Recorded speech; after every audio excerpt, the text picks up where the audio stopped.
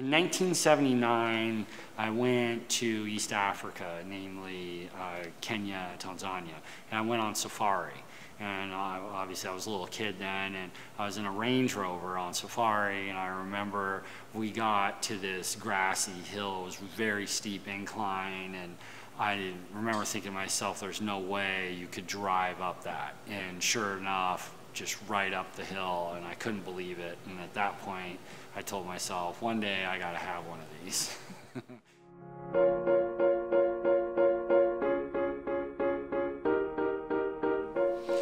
I'm Kito.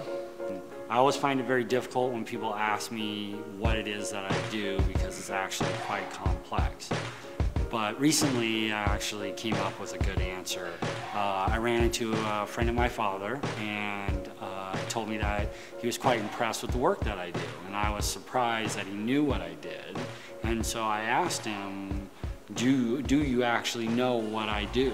And he told me, yeah. He said, you are a merchant of speed. And I thought that was a great description, because that is basically what I do.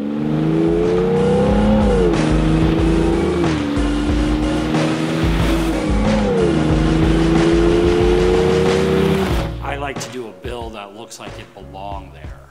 You know, for example, my Range Rover, you know, that V12, a common comment I get from people is, oh, they should have put that there in the first place, or wow, it really looks like it fits or belongs. And, you know, that's what I like.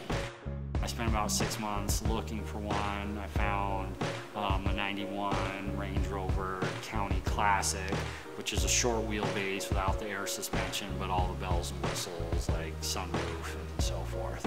And so I drove it for about a day, and it was so slow, it was dangerous.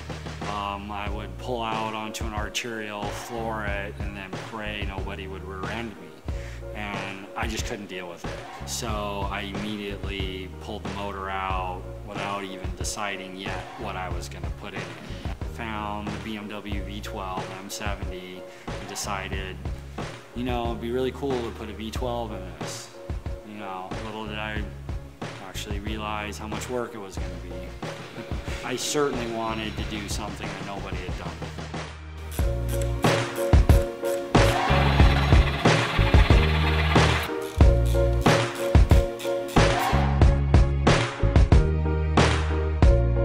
The BMW one, the reason I picked that is it's sort of correct for the vehicle.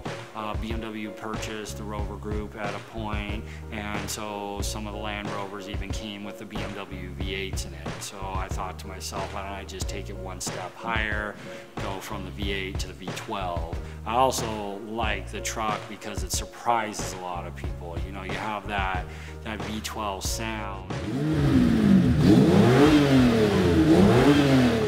It's like, you know, a symphony in the exhaust, and people often look past the truck to see what's on the other side of it that's making that noise. I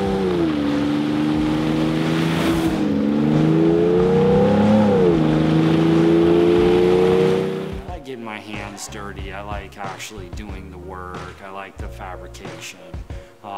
You know, when I'm actually doing the fabrication in the process of building things, it's my therapy. You know, I mean, I don't see a psychiatrist. I don't see a therapist. You know, I have my fabrication. The rule of thumb for what I do is your imagination. So if you can imagine it and you have the skills to build it, then you have yourself something.